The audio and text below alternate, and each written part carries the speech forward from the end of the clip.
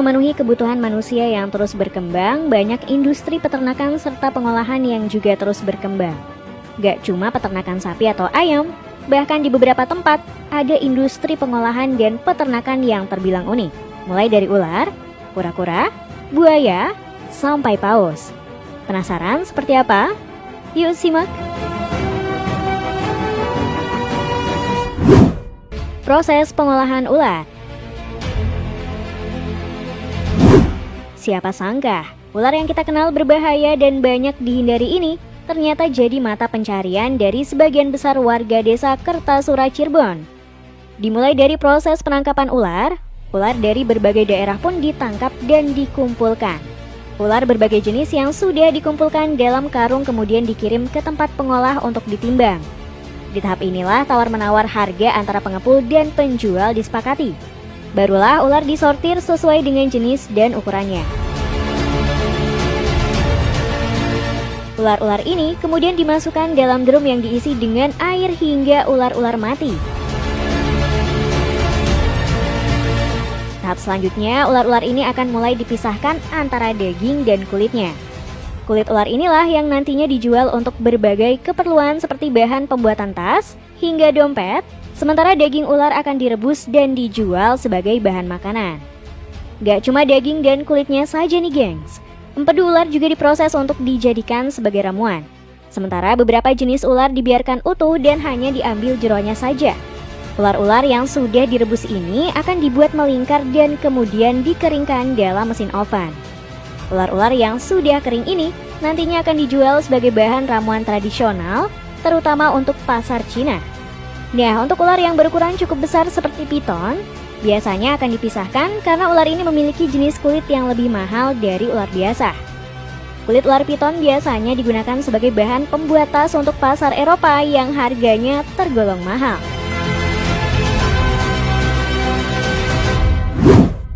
Pengolahan kura-kura cangkang lunak. Di Indonesia, menjadikan kura-kura sebagai makanan bukanlah hal yang lazim. Tapi beda dengan Cina.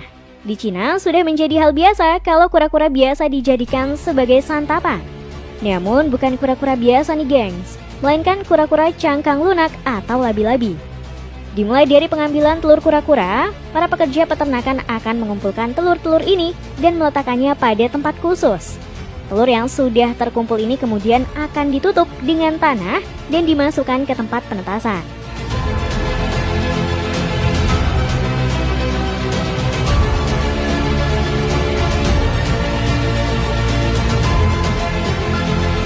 Setelah 50-60 hari, bayi kura-kura akan mulai menetas dan keluar dari cangkang telur. Bayi kura-kura ini selanjutnya akan disortir sesuai ukurannya.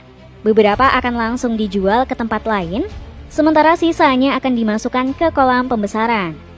Bayi kura-kura yang sudah cukup besar nantinya masih harus dipindah ke kolam penangkaran.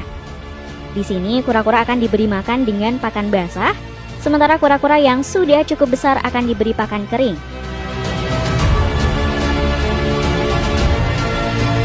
Nah, setelah cukup besar, kura-kura ini pun siap untuk dijual ke pasaran. Umumnya, kura-kura cangkang lunak Cina akan dibeli oleh restoran maupun tempat makan. Di sini, kura-kura akan diolah untuk dijadikan sup. Masyarakat Cina percaya, mengkonsumsi daging kura-kura bisa membawa keberuntungan.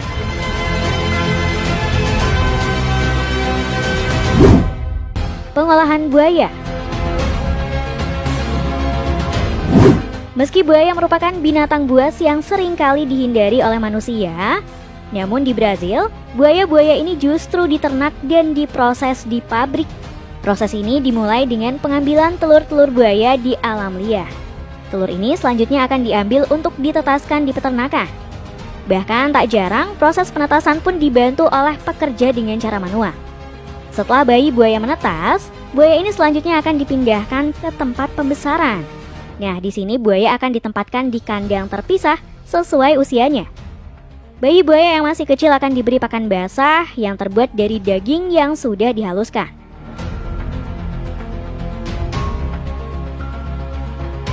Barulah setelah cukup besar, buaya-buaya ini pun siap untuk dipanen. Di pabrik inilah daging dan kulit buaya akan dipisahkan. Kulit buaya akan diproses dan dijual sebagai bahan pembuatan tas dan lain-lain. Sementara daging buaya akan dipotong dan dikemas dalam kemasan khusus yang nantinya akan dijadikan sebagai produk makanan. Nah, di peternakan ini tidak semua buaya diproses nih gengs. Beberapa buaya yang sudah cukup besar akan dilepas ke alam liar sebagai bagian dari konservasi agar tidak punah.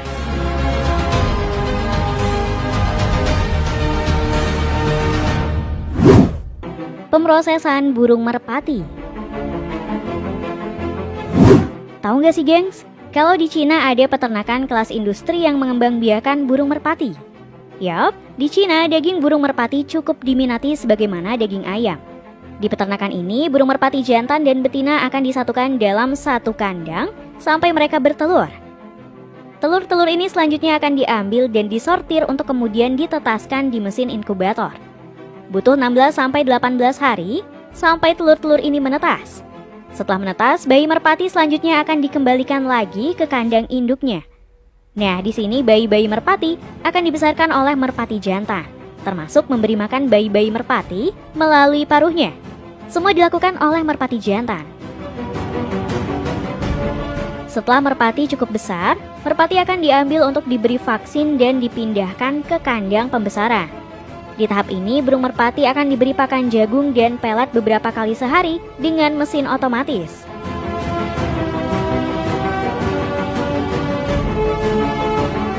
Para pekerja juga secara rutin akan membersihkan kotoran dari kandang merpati. Setelah cukup besar, merpati ini pun siap untuk dipanen nih gengs. Beberapa akan dijadikan indukan, sementara lainnya akan dikirim ke pabrik pengolahan. Di sini burung merpati akan dipotong dan dikemas untuk dijual ke pasaran.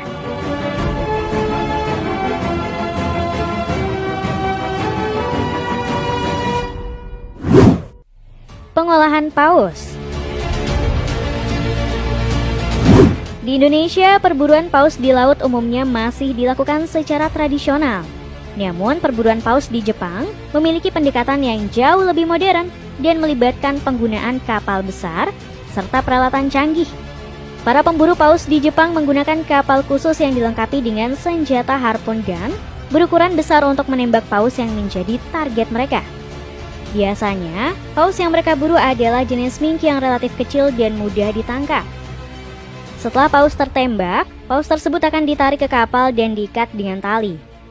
Jumlah paus yang boleh ditangkap oleh Jepang ditetapkan oleh pemerintah setiap tahunnya untuk menjaga keseimbangan populasi paus. Paus yang sudah ditangkap akan diangkut ke pelabuhan terdekat untuk diproses lebih lanjut. Di sana, paus akan ditimbang dan diukur panjangnya. Kemudian, paus akan dipotong-potong menjadi bagian-bagian yang lebih kecil agar lebih mudah diangkut. Daging paus akan dibersihkan, dikuliti, dan dipisahkan dari tulang, lemak, dan organ lainnya. Setelah selesai diolah, daging paus akan dikemas dan diberi label harga sesuai dengan jenis dan kualitasnya. Kemudian daging paus tersebut akan dijual melalui berbagai cara, seperti lelang, pasar ikan, atau restoran. Proses telur asin. Di Indonesia, telur asin umumnya diproduksi oleh industri rumahan. Namun di Cina, prosesnya berbeda. Di Cina, telur asin diproduksi dalam jumlah besar oleh pabrik-pabrik besar. Proses dimulai dengan pengambilan telur bebek dari peternakan. Telur-telur ini kemudian dimasukkan ke dalam wadah yang berisi adonan lumpur yang sudah dicampur dengan garam. Setelah dilumuri dengan lumpur, mereka ditempatkan dalam wadah plastik.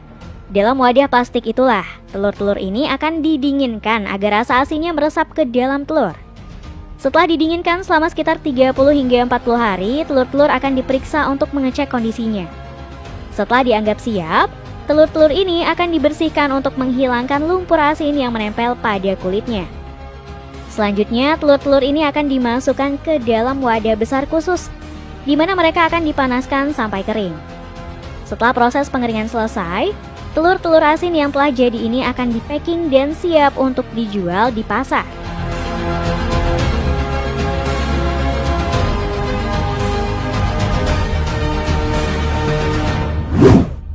Pengolahan bulu mink.